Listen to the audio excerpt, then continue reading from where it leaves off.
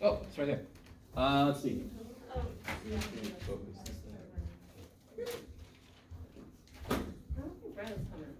32 says the total value of any sum of money that earns interest at 9% per year doubles about every 8 years. That's where the corrections go? Yeah.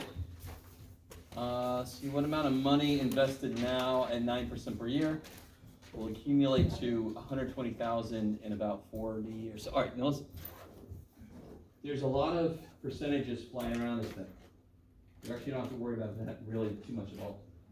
The important thing is, if it's at 9% rate of return, right? If it's at 9% interest rate, it doubles about every 8 years.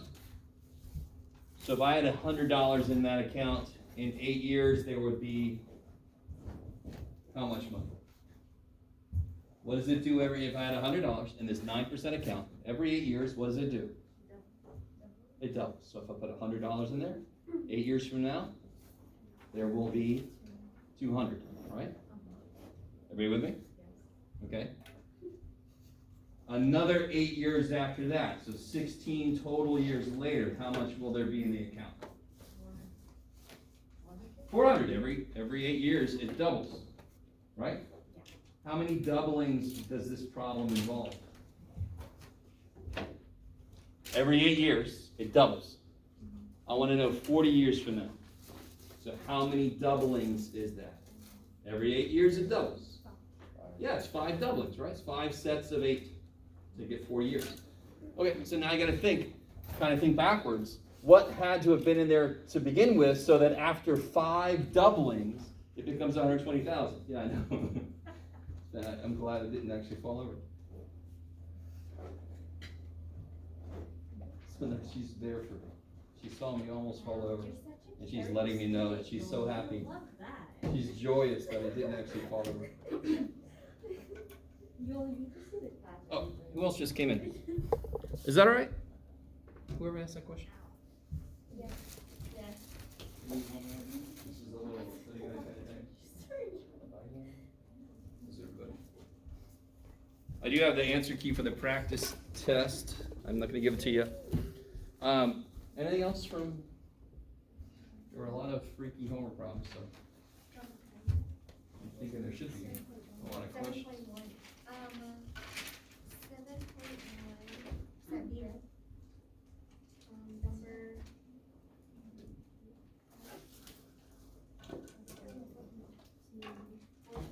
14 C and D. Wait, what? This one here? Yeah. All right, so let's see. So 14C you had trouble with? And it says express your answers in scientific notation, right? All right, 14C. Can you tell me what this is? Let me see. I need something here.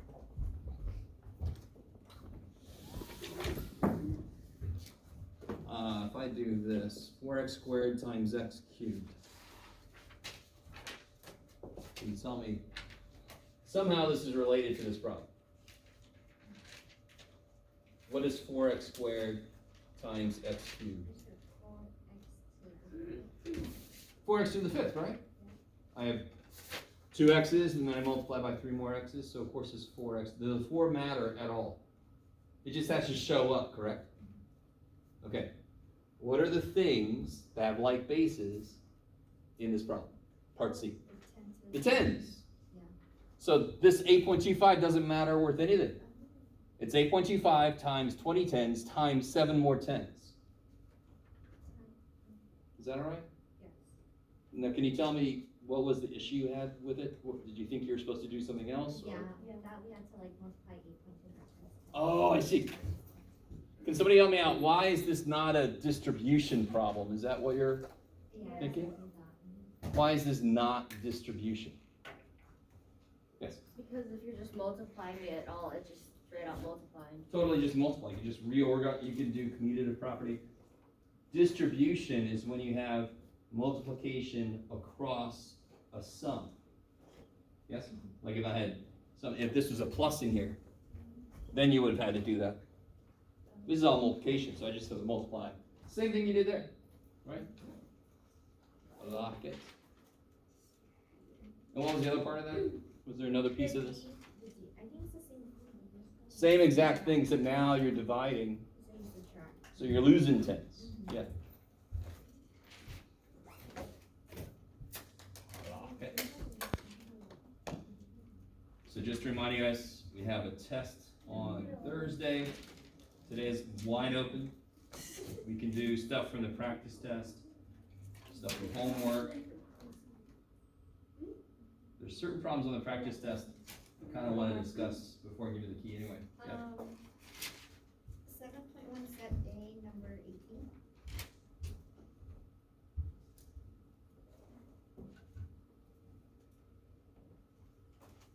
Simplest day, no. All right, yeah. Number shown here, this guy? Yes. We use to form an additive magic square. Use your calculation in place. And you guys remember, we've done magic squares before. You guys remember what's supposed to happen? No? You don't remember? So that's really important because they don't kind of remind you. Can somebody tell us what's supposed to happen in a magic square? Anybody remember? Get this better. You remember? I think so. They're supposed to have the same sum, across, down, and like diagonal. So same sum, every which way and diagonally, right? And this little symbol here means you can use your calculator to help you out. The first time we did magic squares, we discussed something that should sort of be obvious. I mean, what do you think should go in the middle? What's maybe the most likely candidate to go in the middle?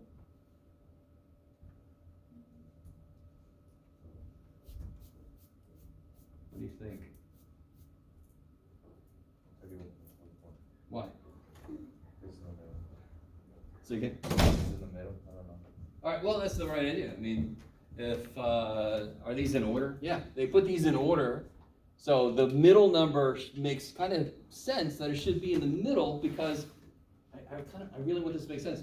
If everything has to add up to be the same amount, the middle should be the middlemost number because then the ones on the ends can be up higher and lower.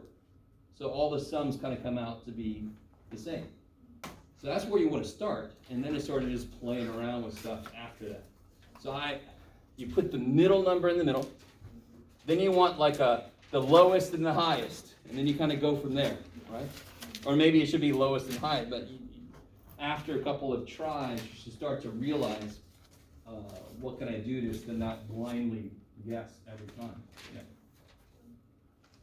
Okay. Let me see.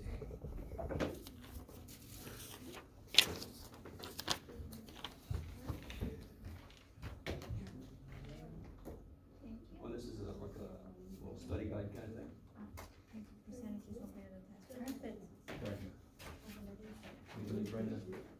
Yes.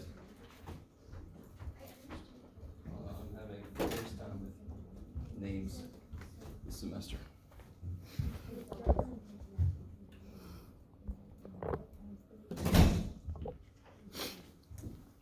All right, guys. Anything else? Yes. 7.1 set A, 12. I don't know. 7-1 set A.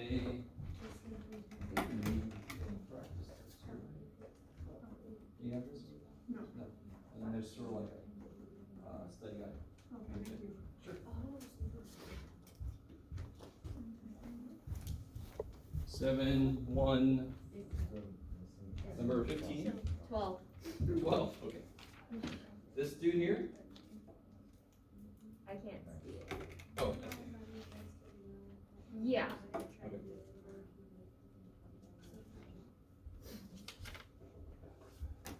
Calculate mentally. I don't know, when you guys see that, how do you feel when you see that instruction, calculate mentally? It's nothing's actually, like, I don't know. Yeah. All right, I appreciate the honest answer. what do you wish this was, that it's really A close 10? to? You wish it was 10.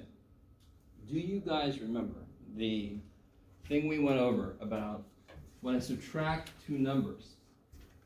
That is the distance between the numbers, right? So there's 0.0. So if I maintain the same distance between numbers, I can change both of the numbers by the same amount, because the answer of the subtraction would be the same if I keep them the same distance. So for example, 21 minus 9 is the same thing as 22 minus 10. They're still the same distance apart, but 22 minus 10 is much easier than 21 minus 9. So what do I have to, how much do I have to move this guy? Up 0.04. Up 0.04, so I move this one. Up 0.0. And now I got something minus 10. Easy, right? It's a beautiful general thing to remember. Subtraction just cares about the distance. So if you change the problem but keep the distance the same answer. Okay, I lost it. I'm sorry, did I? You just meant all of these you weren't sure about. Is that what you meant? Yeah, but thanks for the help on A. Certainly. This. This happens a lot. This is one of my favorite things. Yeah, I can't do this. Because I'm weird. But does anyone remember what's common to 1.3. 1.3? Can't you undistribute that because there's a plus in the middle? Where do I put this? Right there, in that big. Or this may make two stacks. No, this is a quiz correction. Oh, this is your, okay. Bam. My homework got mixed up then in the correction pile. No. There's one. Oh. There's a pile of stuff to do. That's for me. All right. Really. So we've seen this type of thing happen a few times in a few different areas. This, somebody distributed a 1.3. They put a 1.3 to 5.9 and a 1.3 to 64.1. So if you pull a 1.3 out, what's going to be left in the inside? 5.9 and 64.1. With a what between them? And plus sign. Yes, and then 5.9 plus 64.1 fill each other in. Oh. So it should be 70. easier at the end. This one, can anybody, what's the thing with this one? I don't really care too much if you don't remember the name, but what is it that stands out to make this quick to do in my head? 4.6 and 2.4. Good. Does anyone remember the name? Those two definitely go together. Compatible. They are compatible numbers. I like it. Because together they make a nice round number. Yes. And then there's a few different, if I asked for the name for this, there's a few different names you can give me. But this is a lot like this one. You can almost call it compatible numbers. Go ahead. What two numbers here work best together? Yeah, because 0.25, I would even call it a fractional equivalent, right? Isn't 0.25 1/4? And 1/4 is easy. You guys good? Because it's all multiplication, so I can do it whatever order I want to. So I'm going to do it in the order that makes it easiest. Yep. It's the missing added approach. So when you're teaching subtraction, guys, if you're just about to teach subtraction to your students for the first time, what have you just gone over? What makes sense? Addition. So when you're first introducing the idea of subtraction, you want to connect it to addition. So when we had just whole numbers,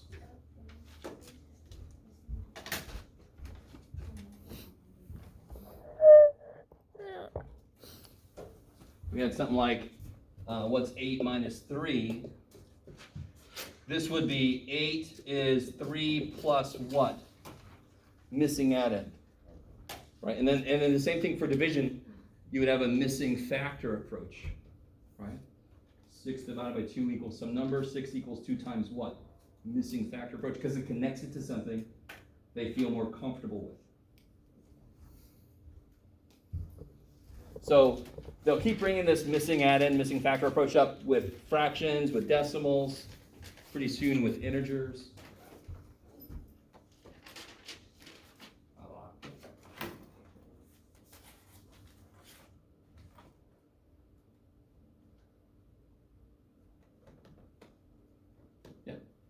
we have to describe the method. Yes, so that's why each one I was trying to tell you, this is like distribution. This one is a couple names you could give it. You could call it compatible numbers, sort of, because 0.2 and 5 and 8 go together. You can call it fractional equivalence, because 0.25 is equivalent to 1/4, right? Okay. This one's just straight up compatible numbers.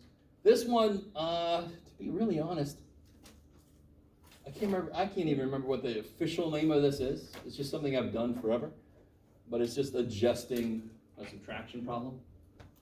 I'd have to look up to see what the official name of that is.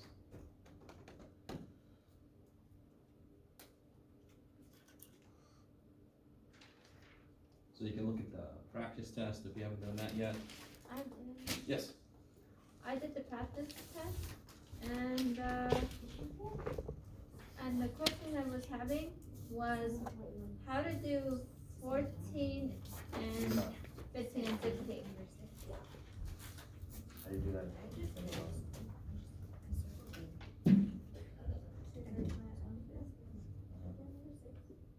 Oh, yeah, okay, all right.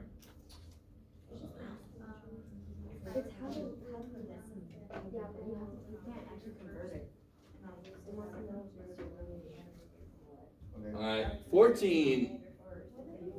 I think most of you guys are pretty comfortable with range estimates. Is that a true statement? You guys remember how to do range estimates? Is it something like you round up and down? Yes. That's exactly it. You make them both go up and you make them both go down. So you get a lower estimate and an upper estimate. So it would be 21 to 24. Yeah, whatever you get after you round them both up. Round them all up and round them all down. This one, how Well, could you do? I could times 60 times 4. Okay, And, but but then there's the 0.5. sure, And we know that 0.5 is a half. sure. So we can So if I want to use distribution, I have to rewrite the problem so that I can use distribution. And then, like we just said, I've got the multiplication already. What's not there, so I can use distribution. Distribution is multiplication going across addition or subtraction, right? So you could, how can you rewrite 4.5? Break that up. It's 4.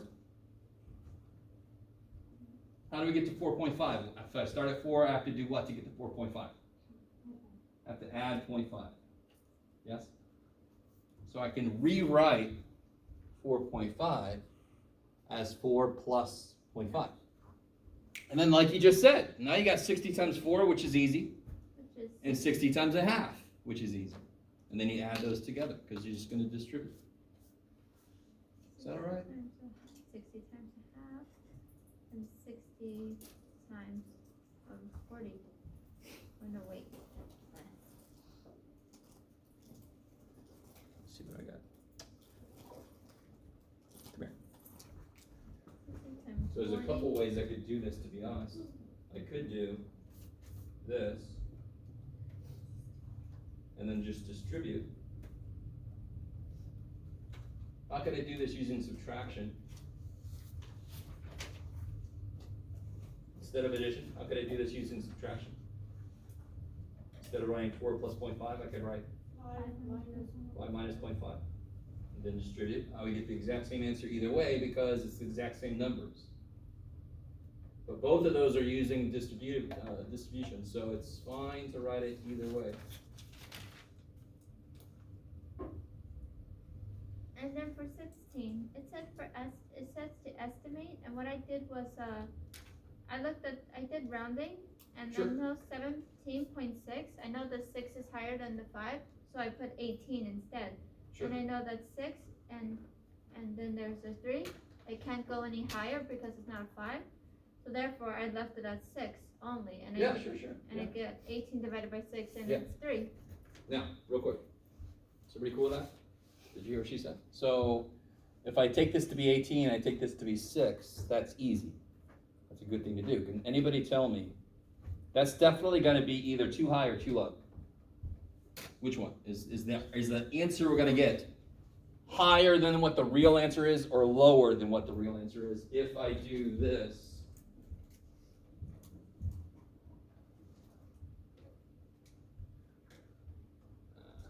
Yeah. So am I dividing by more or less than the original problem? Dividing by less. So if I'm dividing something by less, it's going to end up being bigger. And even on top of that, I'm making the freaking top number bigger. So overall, both of those are going to make it bigger. So 3 is going to be too big. So I know it's at most 3. I know it's somewhere below 3. Is that right? No? So again, didn't you make this go up? Yeah, I made it go up. Aren't you dividing by less also? So you made this number bigger and you made the thing you're dividing by smaller. So isn't the answer going to be bigger than it normally would have been? Okay, I like it. Because if I just do either of those things, 2 things, if I divide by less, the answer is bigger, right? 20 divided by 5 is 4, 20 divided by 5 is 5, 20 divided by 4 is 5. So if I make the bottom smaller, the answer is bigger. If I make the top bigger, the answer is bigger. We freaking did both. So the answer is definitely bigger than it's supposed to be. And any estimation question I ask you, just do the original problem in your calculator, right? Please, even, just do it, just to make sure that you're not getting something crazy. Like it. So it can be 3. Totally, yeah. Yeah, I think that's what I did. Yeah. And then I was wondering if I did the fraction approach right for this one. Because this was my first time doing the fraction approach after I did the homework. Are we talking about 19? Yeah, 19. Okay. And for 19, I know that the 4 is in the hundreds, the 4 is in the tens, the 6 is in the hundreds, and the 7 is in the thousands place. So I did 1, 3, 4, 6, 7 over 1,000. Yep. Plus 1, 4, 6 over 100. Kick ass. But I know I can add that by, I can add a 0 because 10 times 100 Yes. could be 1,000, so I added an extra 0. Yep. And I Good, yeah. got 14927 over 1,000. So And you can write that answer as a decimal, right? yeah, Okay. and I wrote it as 14.927. That's perfect. That's the whole idea. Change both of them fractional form, get LCD, put them together, and since the bottom is going to be some power of 10, I can rewrite the answer as a decimal. Yeah. I like it.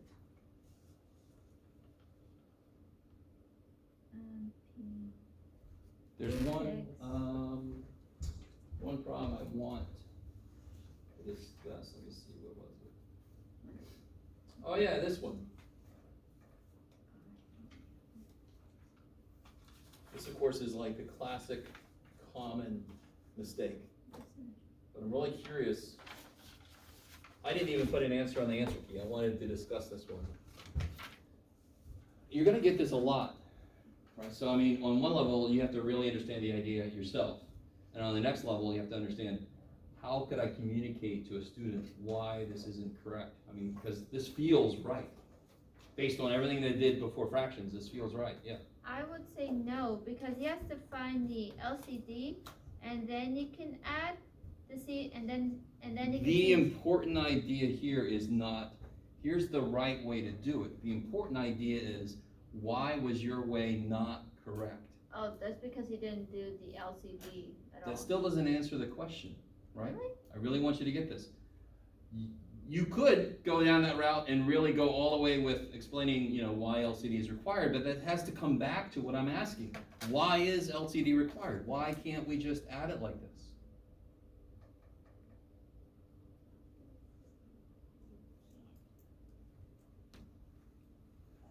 Let me ask you real quick. 3/4, how close to 1 is that? That's pretty 1. close, I mean, right? yeah. 6/7, even closer to 1. Do you guys agree with me? So if I add something close to 1 to something else that's really, really close to 1, shouldn't the answer be Around 2. over 1? Yeah. A little under 2, yes? So the very first level is that kind of thing, yes? It's just to point out, if you kind of estimate, you're way off. This doesn't make sense immediately. And that at least shows them, okay, there is something wrong with my approach. Do you see what I'm saying? Anybody have an idea where to go from there? Once you show them, this doesn't make sense, the answer is not quite where we would estimate it to be, and everybody sees what they did, correct? They just added straight across. What's another way? Anybody have any ideas? Another way to explain why this doesn't work?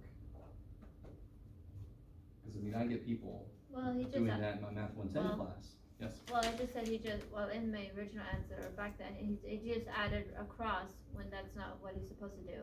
True. But this is the most important thing. You cannot, and I apologize if you feel this way about math yourself, but hopefully you guys don't. That math is just a bunch of made-up rules that would just sort of, you do what I say, and it's the way it's gonna work. There are fundamental reasons why things work the way they do, not just because we arbitrarily picked some kind of rule to operate, right?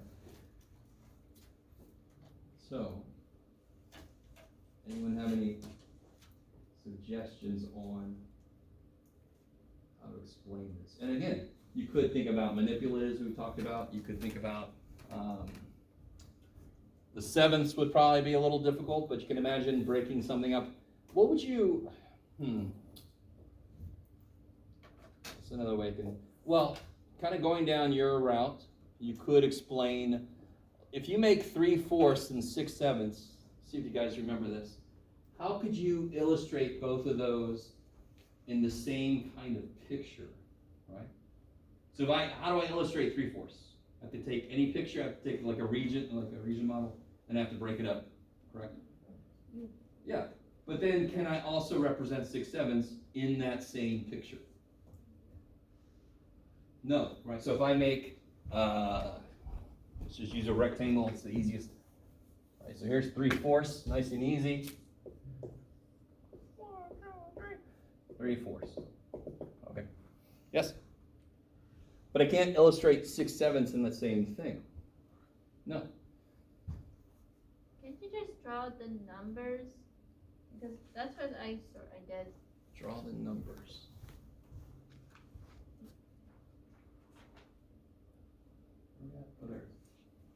Oh, well, okay, again.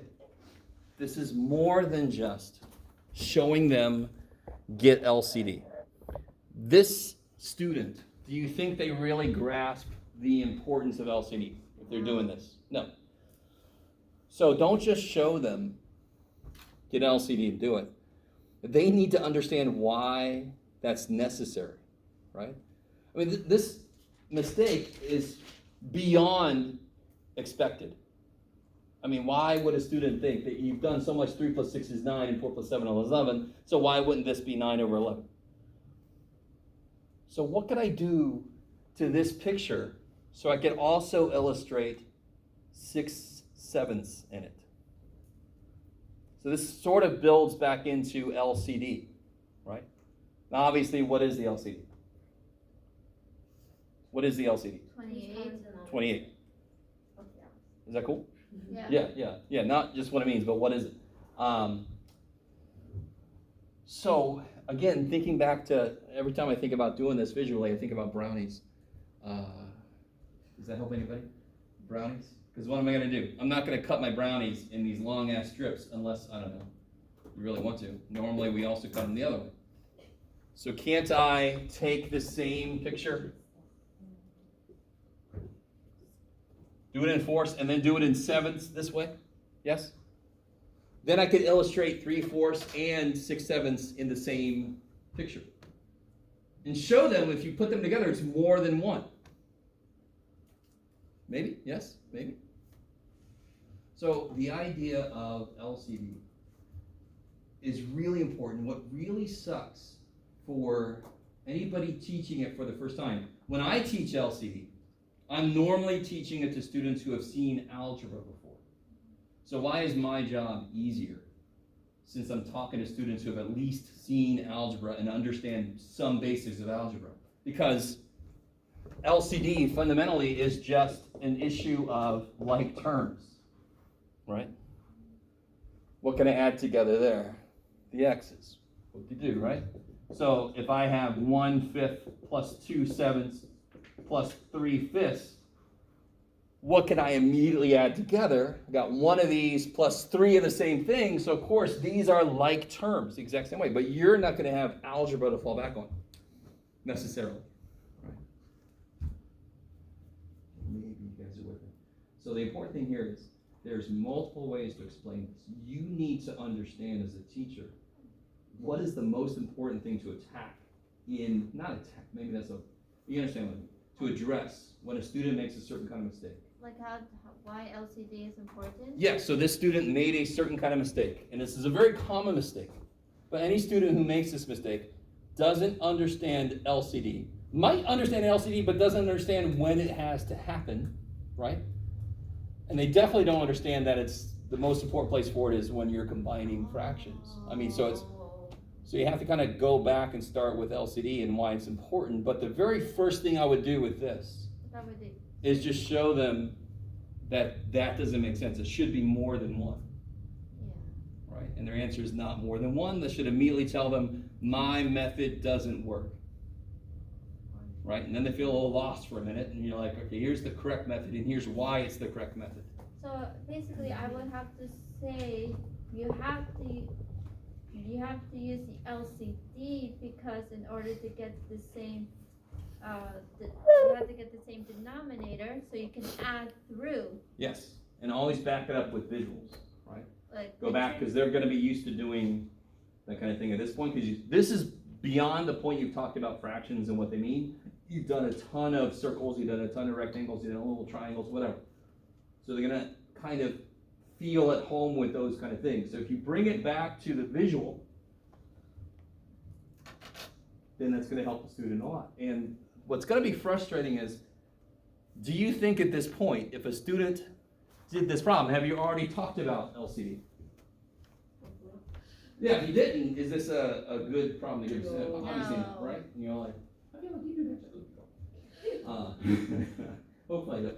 But that's the worst thing as a teacher to do, is to give students obviously a problem. You don't talk about it. So what's really frustrating is you've already talked about LCD. Now you got to figure out what is it the student didn't get from what you explained. Were they just not paying attention? Did they not really understand? It wasn't a separate thing, but it actually is part of this whole thing. Yeah. They just left a step out. That's basically what the student did. I don't think he understood the rule of when he can apply LCD into the They didn't understand what LCD. This is a really fundamental misunderstanding. Yeah. Of why LCD is needed and when it's needed. So right? What happens if I show the numbers? Would that be a visual? I mean, that would be the last thing I would do, because that's the straightforward method with fractions. That doesn't explain the concept. You see what I'm saying? You could say to him, what is, But then how do I show 6, you could say this, what's 3/4 plus 1/4, right? And then and then try to really explain why is that work the way it does. Oh. And build up from there. Gotcha. That makes sense. And of course, that's exactly how we attacked it. We started with like denominators, and we kind of went further in how you're going to explain it to your students. Okay. Anything else from that practice test or from the homework? Yeah. I know this is silly. I did number 2. I got 2 answers from tutors for the LCM part. And Neato. I was like, huh? And he So, said, and one tutor, I forgot who his name was. I think his name was James or Dylan or Mark. But anyways. Those are all very similar. They, the LCM, he said the LCM was 3, 6, 5, 11, 11, 7, and 17. But I'm like, no, the LCM has to be the, like the bigger number. That's troubling. Yeah. Okay. But in my original answer, I said to him, but I thought it was 3/4, 5, 6, 11 fifths, and 17. That sounds right. Okay, so that's an interesting, okay. That is concerning. At the same time, I do want to say that a lot of the tutors are not very used to doing this, yes? They're not used to students coming in with this question, so they might not immediately kind of see what it's talking about and how to do it, because they don't see it all the time. At the same time, if they don't really get LCM and can kind of figure out what it wants from this, a little bit troubling. So let me ask you guys, don't say anything, Andrea. If a tutor said that the answer, if they started the answer off saying 3 to the 6th times, would you stop them right there? So we're trying to figure out the least common multiple, right? The smallest thing they both multiply up to be. What did that tutor think was supposed to happen for some reason? Supposed to combine these. So it's almost like he just multiplied those together, which is not what you want. So like, what's the LCM of 9 and 27? LCM of 9 and 27. What's the smallest number that both 9 and 27 can become? Not GCF. LCM, the smallest number they could both multiply up to be. Which number? 9 and 27. 27. Yeah. Sorry, if you said that, I didn't hear. You guys with me? This is exactly what's happening here. What's the LCM of 3 to the 4th and 3 squared? 3 to the 4th, right? They can both become 3 to the 4th, yes? So like you just said, what's the shortcut for prime factored numbers? How do I find LCM for things that are prime factored? Prime factorization? I just take all of the, between the two, I take all the highest powers, yes? So it'll be 3 to the 4th, 5 to the 6th, 11 to the 5th, times 17. Because the highest power in 17 is first power. Is that all right? Let me know if it's not okay. Yes? So for the LCM of 9 and 27, wouldn't that be 81? No. I can make both 9 and 27 become 27, can't I? Multiply 9 by 3 and multiply 27 by 1. Maybe? No? Maybe. Give me the multiples of 3. Go. What are the multiples of 3? 3, 3. Oh, you started at 3, didn't you? So a multiple of a number could be itself. 1 times that thing. So LCM is asking you, what's the lowest thing both of these numbers can multiply to be? And sometimes the answer will be one of the two numbers. LCM of 4 and 8 is 8. Yes? And so forth. Okay. I like it. Maybe. Yes? On number 9, I said this. I said he took the 21 and divided it by 3, but he's supposed to multiply and add to the top. I just explained it. Is that a good way to explain to a student? No, definitely not. You said to do what? I said he took the 21. I identified the mistake he made. I said this. He took the 21 and divided by 3. Sure. But he's supposed to multiply, and then when he multiplied the number, 21 and 3, you're supposed to add the number. Oh, I see. Yeah. I see. Okay. So you're trying to make it. So that's a good question because I didn't say what the instructions were. So you could think the instructions might have been change this into an improper fraction, right? Yeah. Okay. But again, so you've identified the mistake. How would you explain it to the student? And again, your explanation should never just be because the right way to do it is this. That's never enough. Yes? They have to understand why that's the right way to do it. Did anybody else, you guys all caught that mistake? I mean, and again, we've talked about this, no? Mixed numbers, the way we've chosen to write them, is one of the stupidest ways we've ever chosen to do anything. And math people have made a lot of dumb decisions. But why? Because what does something sitting next to something else just always mean? If I have 3 sitting next to X, multiply. So that's what the student did. The student multiplied 20 over 21 by 3. So that's why these canceled out of 7. Yes? But that's not what this means. What does this actually mean? 3 plus 20 over 21. We just decided to write it in one of the most foolish ways we could think. We're all like, what's the stupidest way we could do it? Oh, that's a good stupid way. So this is one of my pet peeves about mathematics. This is a very fundamental problem. This is a crazy way to write this. So it's really easy for a student to mistake that for being multiplication. What's an immediate way you can tell them this is wrong? What's 20 divided by 7? It's almost 20 divided by 7 is almost 3. And isn't this 3 and something? So shouldn't the answer, whatever answer you get, shouldn't it be bigger than 3? Yeah. Because that is 3 and something? Okay.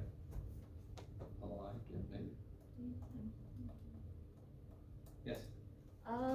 Not from the practice quiz, but from the book. Yep. 7.1 set A, number 6.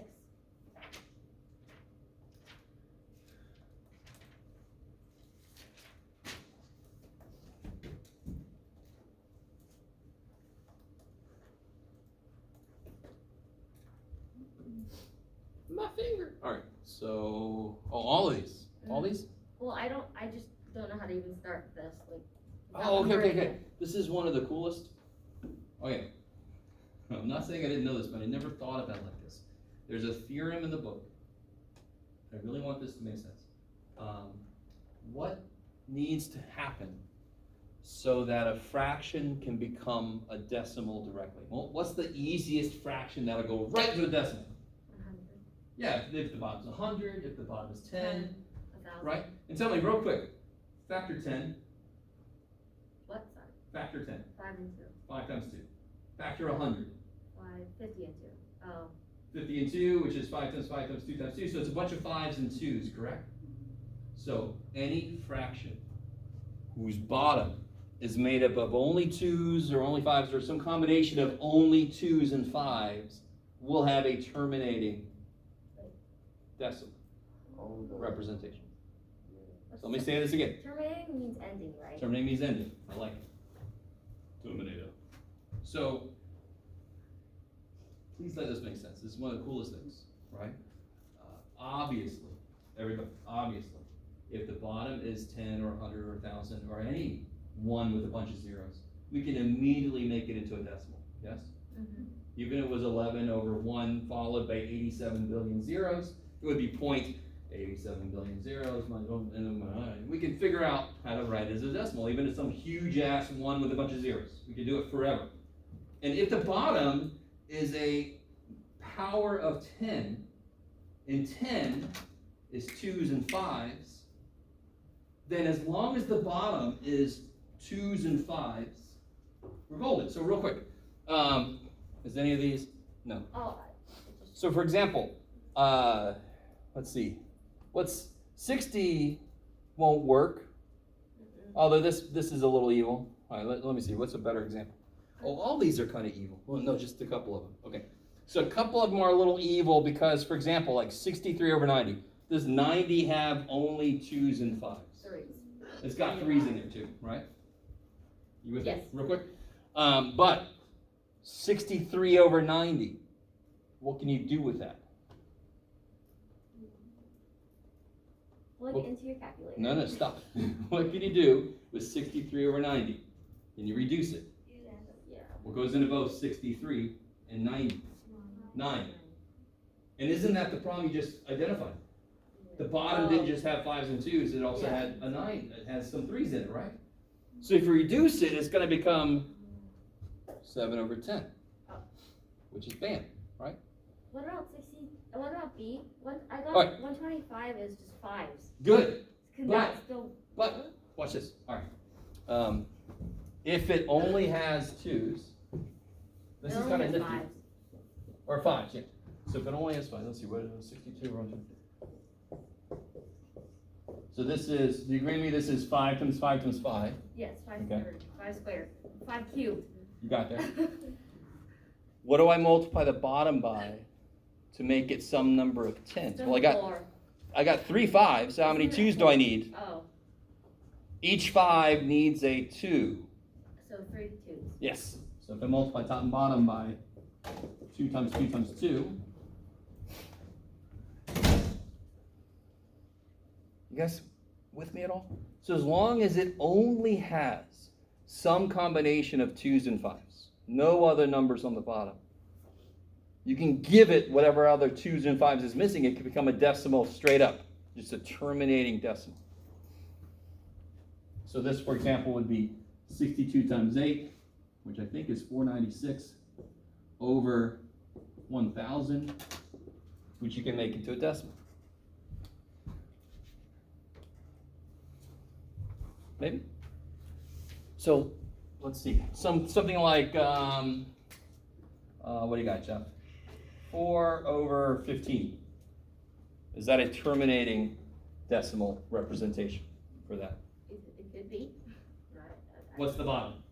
5 and 3. 5 times 3. It's got a 3, ain't gonna work. It's gonna be, it's gonna be some kind of It repeating. just has to be 5 or It can only have 5s or 2s, or any combination of 5s and 2s. The minute it has a factor of 3 or something, and it doesn't reduce it, like this one didn't work because it had a factor of 9, but I can immediately kill that 9.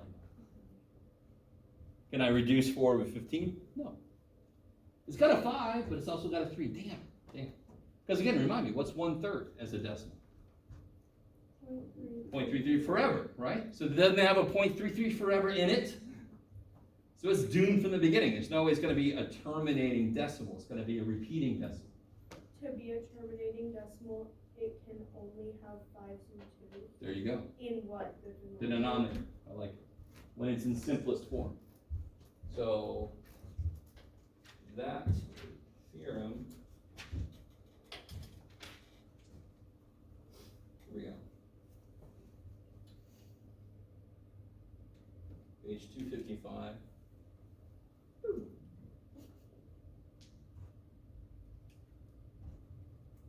And I pretty much said exactly the same thing I said today when I told you about this, because I had never really thought about it directly like that before, to be honest.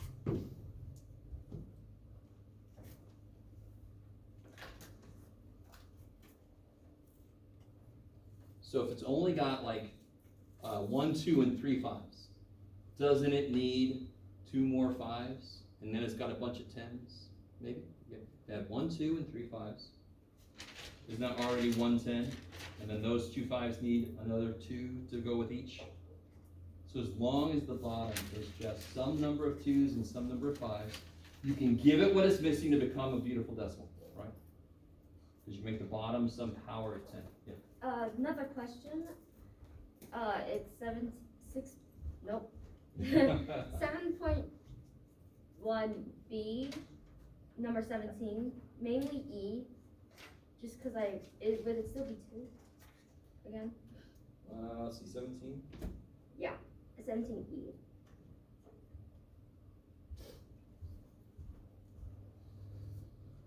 Oh, yeah, good. So the way I look at this is 199. Yeah. And so that's an 8, so it's got to go up to 200. So So, 2.0, yeah, it would yeah. be just 2. I like it. That is definitely something that freaks people out. So both part D and part E have the same answer, Yeah. which seems weird to people, but when you're right on the edge of rolling over, that kind of thing's going to happen.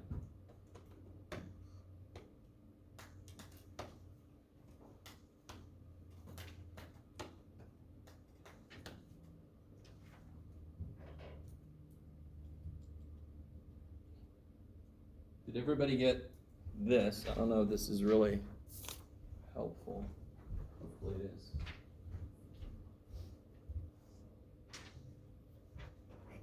This thing here. You can use it or not, still up to you, but this is what I used to do. As a complete geek, I would sit down and I would actually get to the point where you could say something and I would tell you what section it was in. Yes. Monster geek. So, I try to do this for you so you can kind of, if you want to use this, you can kind of go through, and if it doesn't sound familiar at all, go back to that section, you kind of look at where it is, go over it, right?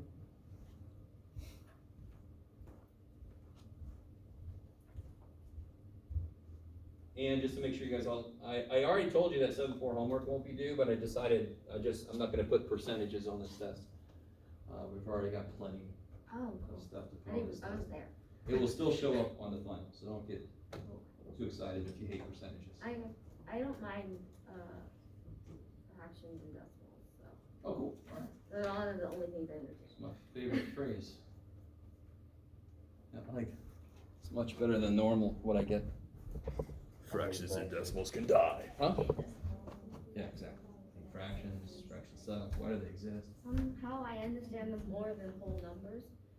Oh, that's neat. Listen, you want on me? Unless you get into the pre-calculus and then over.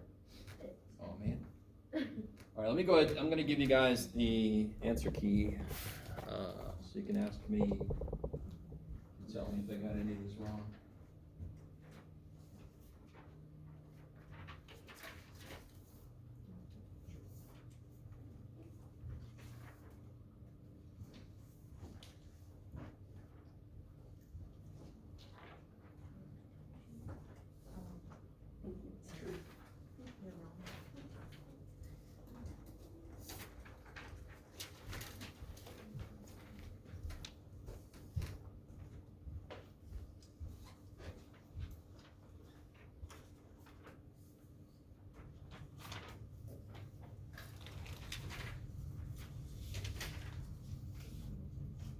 We tried number 10 yet. Did we try number 10?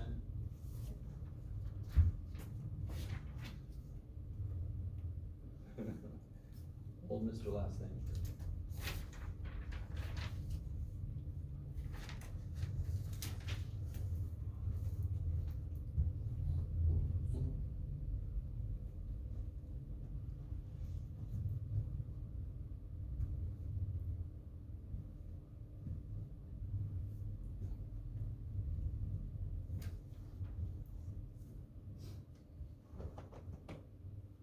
Does anybody here do a lot of baking at all? Do you do a lot of, no? Anybody? Nobody? Okay. So that's that one problem about cups of flour you'll need. Sometimes I like to see if somebody had a different way to do it.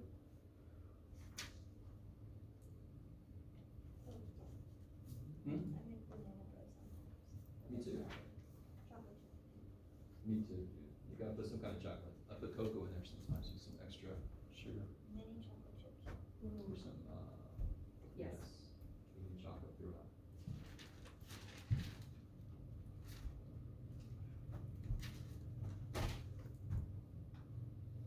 I have not gotten, I would say, anywhere near a good amount of homework from anybody yet, so I'm guessing it's all coming on the day of the test.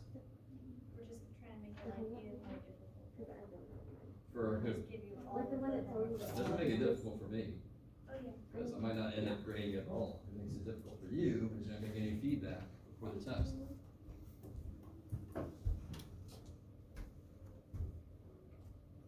Can we talk about 10? Number 10? Yeah. Is that the one I was just, yeah. Good old Mr. Last Name? Yeah. This is Jeff being really creative. So nobody try this one yet? I know what kind of problem to put on here now. Okay. When you start reading through this, how do you feel? Have you guys seen this kind of problem before? Yeah, and then at some point you're like, I don't know, just pay more attention from the beginning, people. So, half of his estate was to his wife, right? 1/9 to each of the 3 children, 1/24 to the 3 grandchildren, and the remaining 18,000 to his favorite child. So, you gotta be really careful because, how many people got 1/9 of his estate? 3. So it's actually like 3/9 of the estate went to that group of people, right? Same thing with the 3 grandchildren. They each got 1/24, so that's 3/24. I figured it out. You did, kick ass. Did you get the same answer as they? You never know. Yeah. Okay. I, not surprisingly, chose to do it as an algebra problem because of what I do, right? Because what is it you don't know? What's the main thing you don't know? The total of his estate. Yeah. So I can call that X. So how much money did his wife get? If I call the total thing X, how much did his wife get? If the total amount of money was X, how much money did his wife get? 1/2 X, right? And they kind of keep going from there. So if his wife got 1/2 X plus the children got a 3/9 x total, yes? Because there's 3 of them. Plus, what would the grandchildren look like? 3/24. 3/24 x, right? Plus 18,000. So if I add up half x plus 3/9 x plus 3/24 x plus 18,000, what does that equal?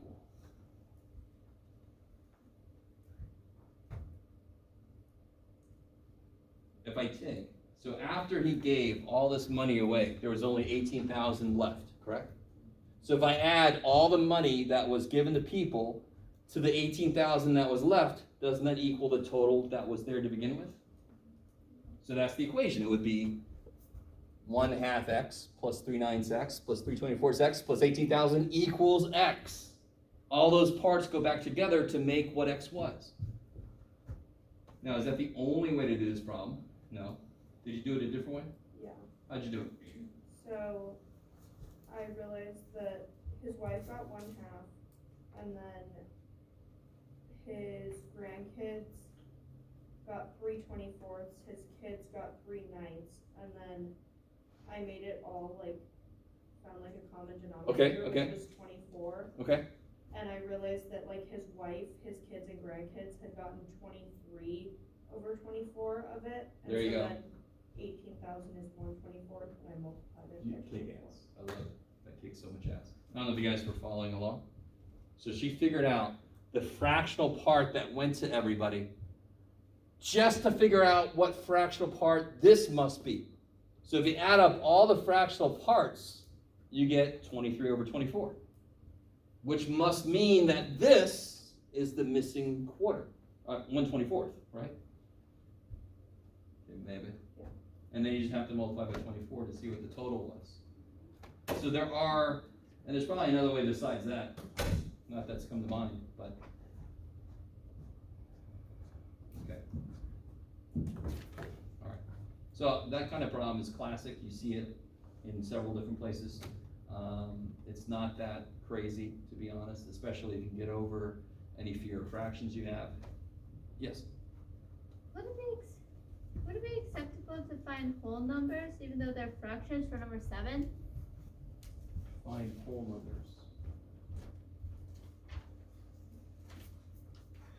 Because what I got for number 7 was 10/21 and 11/21. But x for whole numbers, I just put 10 on 11 for number 7. All right, do it one more time, sorry.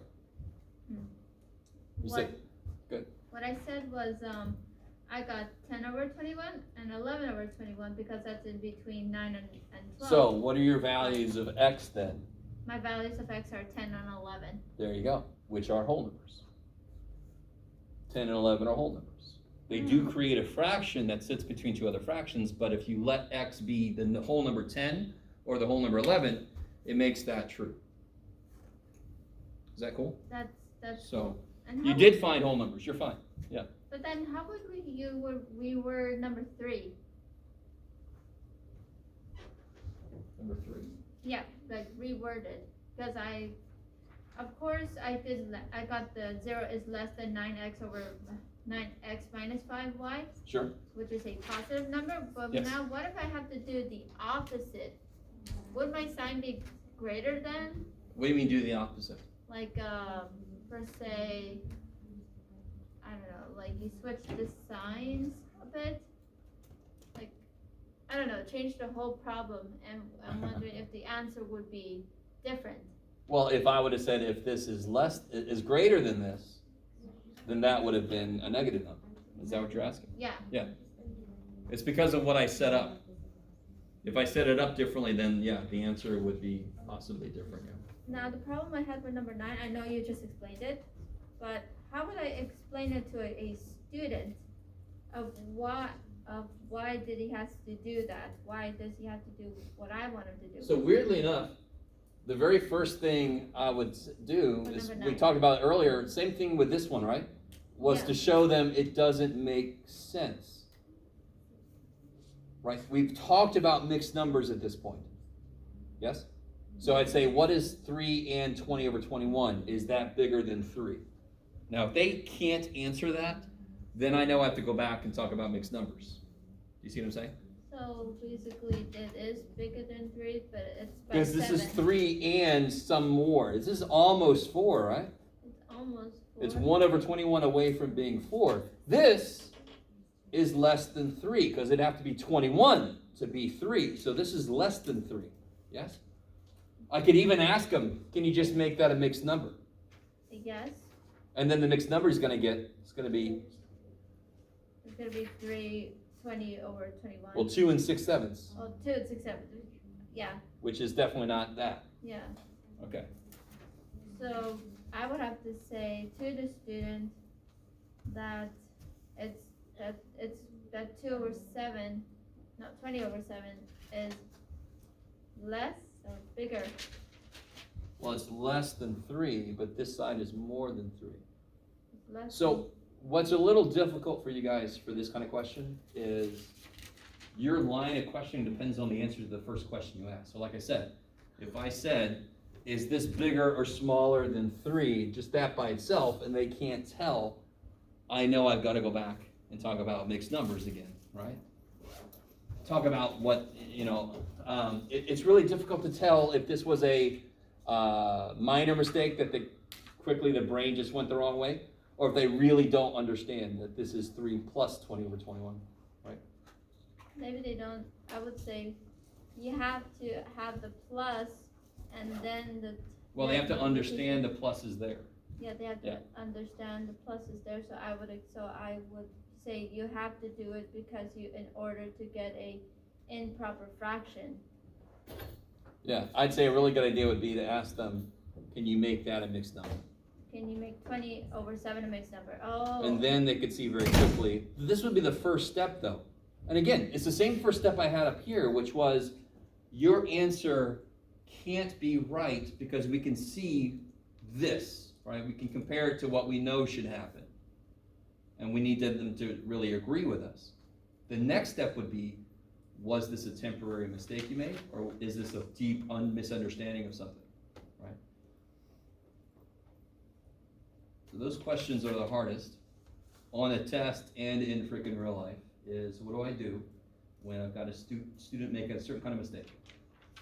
How do I tell what level of mistake that is? How to explain why it's a mistake? That really, to me, is the most interesting part of teaching is, because people always tell me, like I teach Math 90. I love teaching Math 90. And people say to me, how can you stand that? You're a math guy, you're teaching people how to do really basic shit. I'm like, you're looking at it all wrong. I have to figure out how to explain really basic stuff to people in different ways, especially if they don't understand the first way I say it, right? Or if they make these mistakes, I gotta tease out why the mistake was made. It's really challenging and interesting. Plus, I always get brand new people, so it's not always the same people. Yeah. Homework again. 7.2 set A 11. Mainly, I need help getting started on what that is doing. All right, so the distance from Earth to Mars, this one? Yeah. This sounds like a scientific notation. No? Let's see. Scientific. If you travel at 88 kilometers an hour, how many hours would it take? So don't worry about the 55 miles per hour. They just put it there for us Should I start Americans. with a fraction? So would it? Say again, sorry? Should I start with a fraction? Well, it says use this information and scientific notation. So, here's the thing. Are the numbers large? Well, Yes. the first one is. They're pretty large, right? Will our brain latch on to those numbers easily? No. So change the numbers. What if you had to go 10 kilometers and you're going 5 kilometers an hour? 10 and 5 work well together, yes? That's why I picked them, right? So what if I had to go 10 kilometers and I'm going 5 kilometers an hour? How long will that take you to do? What'd you do? Yeah. Divide. Divided the distance you gotta go by the speed you're going, Okay. yes? Now you come back and do the same thing with the numbers that they gave you, but you put them in scientific Okay. notation, right? That's a cool trick. Yeah, Or I might be the only one in this room that would use the word cool to define almost anything I do, I understand. But that trick is actually really nifty. You kind of just go, I like your problem. I'm gonna replace it for a minute with a better problem. Because then your brain goes, oh, you do this, and you go, okay, do the same shit with these freaky numbers. scientific notation is one of the only things I've remembered and know how to do from Sweet. chemistry. Oh, chemistry, yeah, that comes up all the time, yes. Can you, I know, I just realized that the percentages are not gonna be on the quiz, I Yes. mean, in the test, but on number 24, it says I have to express 3/8 as a percentage, and what I got was 0.375. What I get? I- Oh, shit. I put 0.375. Oh, that's not a percentage yet, right? Yeah, That's a no. decimal. So then you gotta move the decimal twice to make it a percentage. So you got fraction, form, you got decimal form, you got percent form. That would be 37.5%? Okay, now I'm stuck on 25, that's the only, I'm stuck on 25. Oh yeah, so it's 17% discount, which amounted to this much being subtracted from the price of the car. So 17% discount, 17% of the car equals what? I just tell you this. I just give you this information. The discount, what am I gonna do once I figure it out? Equals to the amount being subtracted. Yes, good. Yeah, so 17% of the car's price equals this. So that would be 0.17 equals Well, 13. careful, no. 17% of what? Percentages don't mean anything by themselves. 17% of what? Oh, of 13. No, careful. What is it I don't know?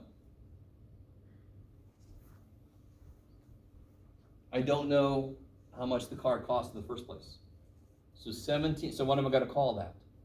X? Yes, so how do I figure out a discount? Don't I apply the discount percentage to the actual price of the thing, right? Mm-hmm. But what's the actual price of the car? X. So 17% of X equals 1377. X. And of course, make sure you write 17% as a decimal. But don't worry too much about that one, right? Focus on what's gonna be on this next test. Wait. That'll be on the final, so I'll go over that question for the Oh. practice for the final. Also, I don't have to worry about that? Yeah, percentages are not gonna be on the next test, Oh, on this test. this test. Yeah. That will show up on the final, that kind of question, so. Oh, okay. For the final exam practice, we can go over that question. Oh, okay, yeah. Because I put 0.17x equals 13,000 over 7. 13,770? Yeah. Then you divide, and of course, that's not the answer, because I go further, I say, how much would the car sell for after the discount? So, and then I subtract that. Yep.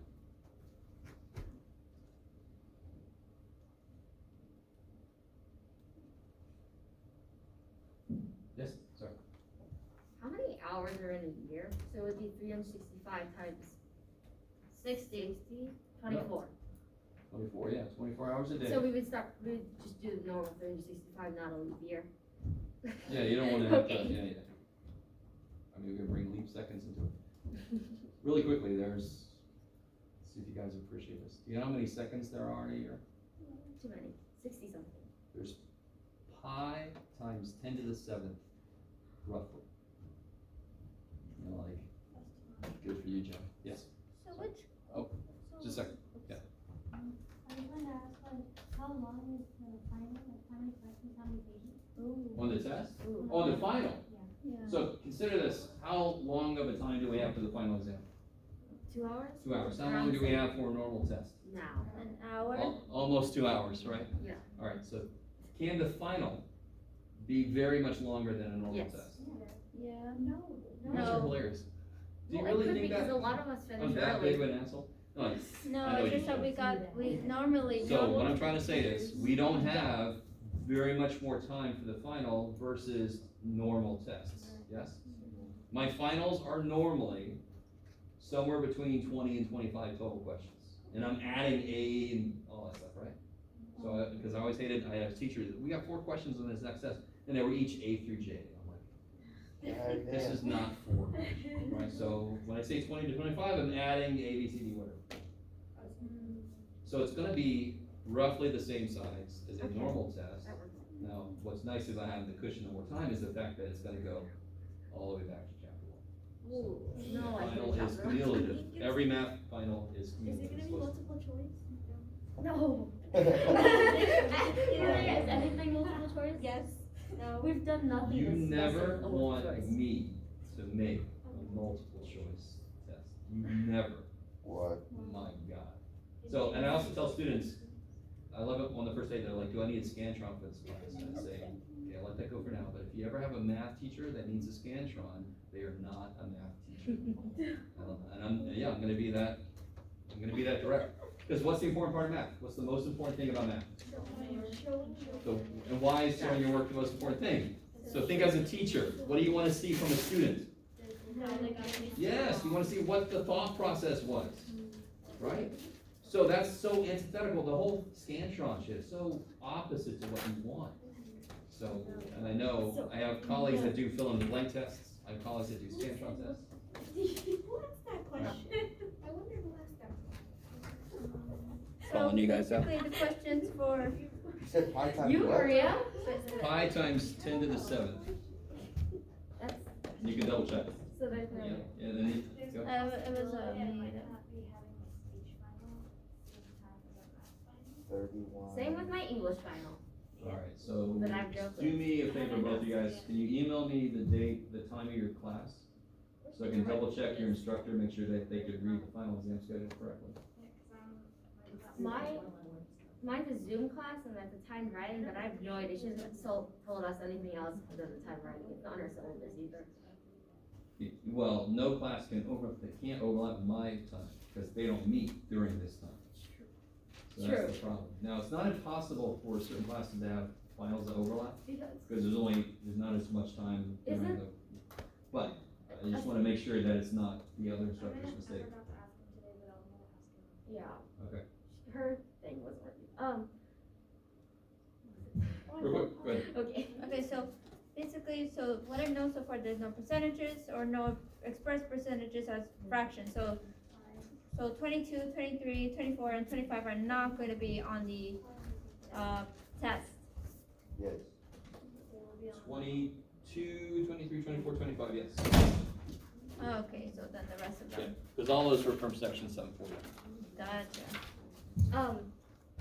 When you're trying to go down from a bigger like measurement to a smaller measurement, would you divide or How do you mean? like if you're going from hours to years, would you divide? Oh. Or would you multiply?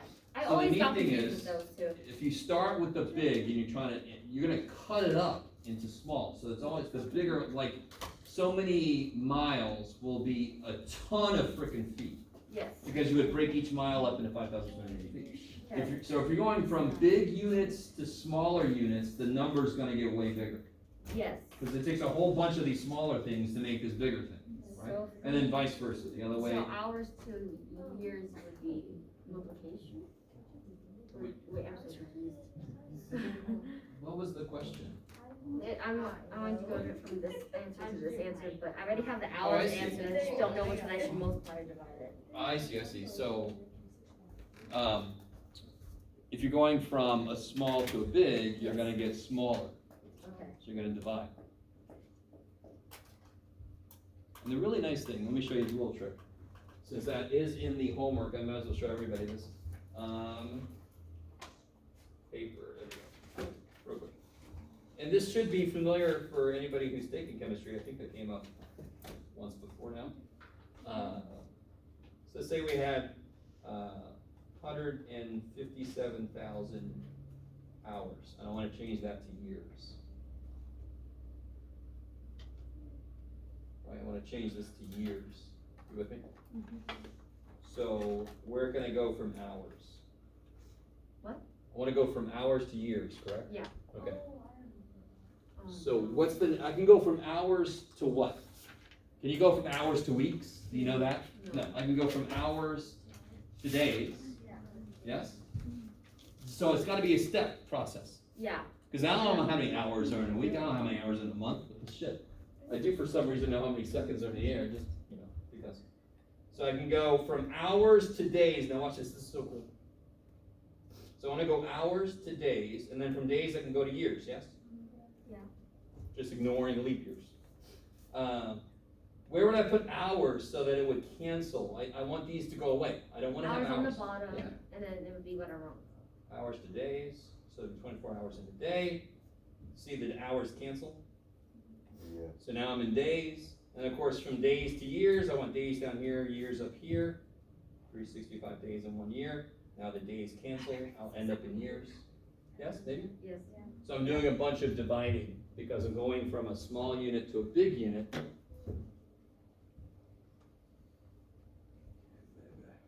Because like if I, for example, if I had 6 feet, does anyone know how many yards that is? Every what feet is 1 yard? Every 3 feet is 1 yard. So if I had 6 feet, that's how many yards? 2 yards. Yes. 3 feet is 1 yard, 6 feet is 2 yards. So when you go from a smaller unit to a bigger unit, your number's gonna get smaller. Because you're combining a bunch of the smaller dudes to make a bigger dude. Maybe. Okay.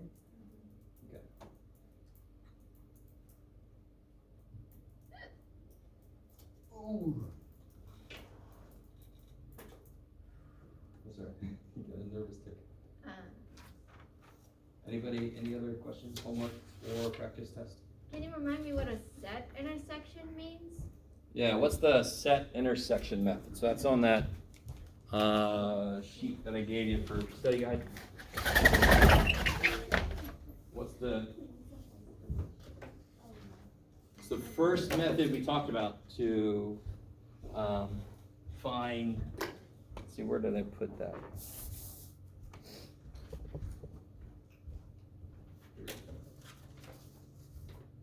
So it's up there right at the beginning for the methods, set intersection for GCF and LCM, yeah. Let's talk about GCF first.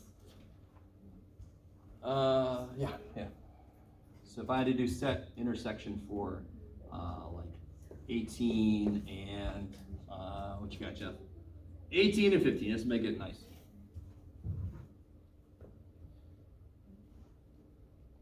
So we would have to do like 3, 6. So what's the factors of 18? Oh, factors. 8 times 2, 18, 36. 18. No. Factors.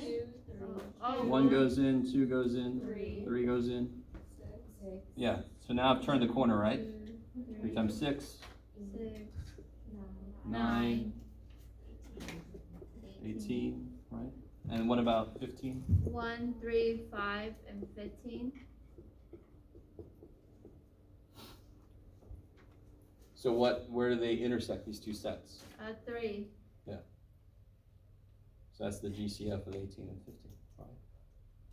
And then now what the LCM? For LCM, the whole idea of LCM is building things up. So the really weird thing about this is, so if we did 18 and 15 again, this is going to be crazy.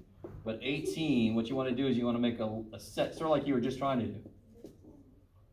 18, 36, 54, 72, 90. Does that look right out?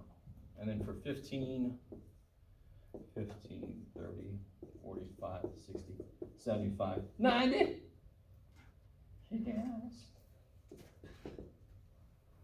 90. So 90. And the nice thing is, I don't really like that this book does call this set intersection, although if you continued, wouldn't there be more intersections?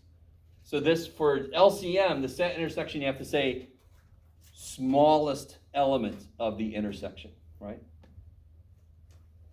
You guys sort of with me? Wouldn't 180 also be in both of these? Because if they both become 90, they can both become 180. 180 would be in the intersection, but set intersection for LCM is the smallest element in the intersection of the two, so that would be 90. And what's a build-up method for LCM? Build-up method would be, if I have 18 and 15, if I break this down to 2 times 3 times 3, is that cool?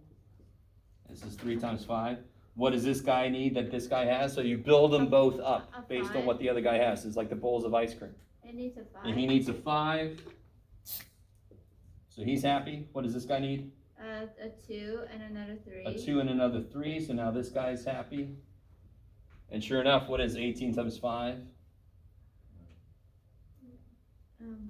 18 times 5 is 90. 90. And what's 15 times 6? 15. Or even better, 30 times 3.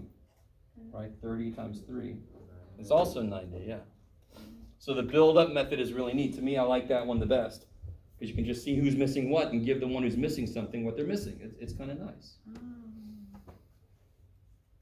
Gotcha. And then, what does it mean? Numbers of factor equal to the product of each exponent plus 1. Oh, yeah. Okay, I wasn't sure how to capture that, but that was the first thing we did in 5.2 was how to tell how many factors something should have. So, for example, how many factors should 18 have? Well, I see how 18 factors, right? 18 is 2 times 3 squared. So what's the step to get the number of factors expected? What do I do with the powers again? You add 1 to each. Good. And then multiply. So this one becomes 2. This one becomes 3. 2 times 3 is 6. Oh, I just erased. That's fantastic, Jeff. I just erased it. But if you look back at our 18, there were 6 elements in there, correct? 1, 2, 3, 6, 9, 18. 6 things. I like it. So you took the 2, you took the bottom number, and then you add the 2 plus 1, the exponent, and then you get 3. Is that right? You just add 1 to all the exponents when it's all the way prime factorization, right? Mm-hmm. And we discussed this. I showed you why this made sense. Because you could have no 2s or 1 2. That's why this is 2 options. You could have no 3s, 1 3, or 2 3s. That's why this is 3 options. So the shortcut is just whatever the power is, you add 1 to it. Okay. We did a problem a while back, like if I had 2 choices for external color of a car and 3 choices for the internal color, how many combinations of colors can I get? 6. And then 2 times 3. Yeah. And then for it says if B is less than A, that's Be the greater than A. greater than A, Gcf AB Yeah. equals that. What does that mean entirely? Okay, so if anything on this sheet doesn't make sense, you need to go back to this section and look it up. But you guys remember the cool thing about if I remember doing this kind of problem where you had to find a GCF between these 2 ginormous numbers, you know, like GCF of 485 and 325, right? Kind of big ass numbers. Now, we could probably guess at what the answer is, but what's the process I could do to kind of whittle this down? Yeah, I could do repeated subtraction. So 160 and 325. I could do it again, right? Yeah. All right, so the whole idea is because multiples of a number are that number apart from each other, if there are any common factors between 2 numbers, that same common factor has to happen after you subtract one of the numbers because they're that far apart. That's where multiples come into play. So we did spend a little bit of time on this idea because it led to another quicker algorithm, right? It led to the division approach. Because what is repeated subtraction? What's repeated addition? Multiplication. So what's repeated subtraction? Division. And that's why this led to a division approach. So instead of subtracting the number over and over, I just directly divide. There's that division approach. The book calls it the Euclidean algorithm. I would just call it the division approach to GCF. Yes? I just subtracted 325 and 160, but I get a negative. No. It's always, remember, what's the idea? Whatever one's bigger, you subtract the other one. Oh, I subtract Yeah. 160. That's why that's important that B has got to be greater than A, whatever I said. 325 minus 160. My brain doesn't want to work. Is it 155? It's, 165. 165, yeah. Okay. And then you do it one more time. Minus 160. 160 and 5. Now here you should know the answer. 160 and 5. What number goes into both 160 and 5? 5. 5. Yeah. And of course we could have guessed that from the beginning, but I just want to make a semi-easy problem to look at. Oh, so that's how I do for IB. IB? I don't know how to say Roman. Is it for? Oh, 4, yeah. 4, yeah, 4. So that's how I do for 4. And you got to remember your Roman for the final. Oh, yeah. Yeah, And, dude. and I had to remember the Mayan. Do I have to remember the Mayan? Babylonians and the Mayans,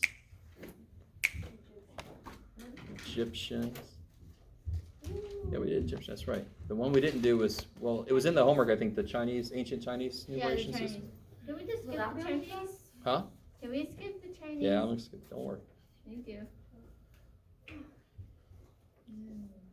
So the right way to do this is if something doesn't make any sense on this, and again, you don't have to look at this at all if you want to. If you don't want to, I just wanted to see if it would help. You can kind of organize yourself. You can look through. You can say, that doesn't make any sense to me. Let me go back, find out where that is in the chapter. You guys are free to go, by the way. Go ahead. I love when you get to a point where you're like, just say I can go. Anything on the practice test, that's what is going to be on the test itself. If you have no problem with the practice test, you should be good for the actual test. Good. I'm not gonna have any of those questions on the test though. I'm not like, you're gonna write a different question. Using the same idea. Using the same ideas. Using the same ideas, got it. Thank you. You're welcome. This is the first homework I'm gonna turn in. No way. Yeah. Gonna write this day down.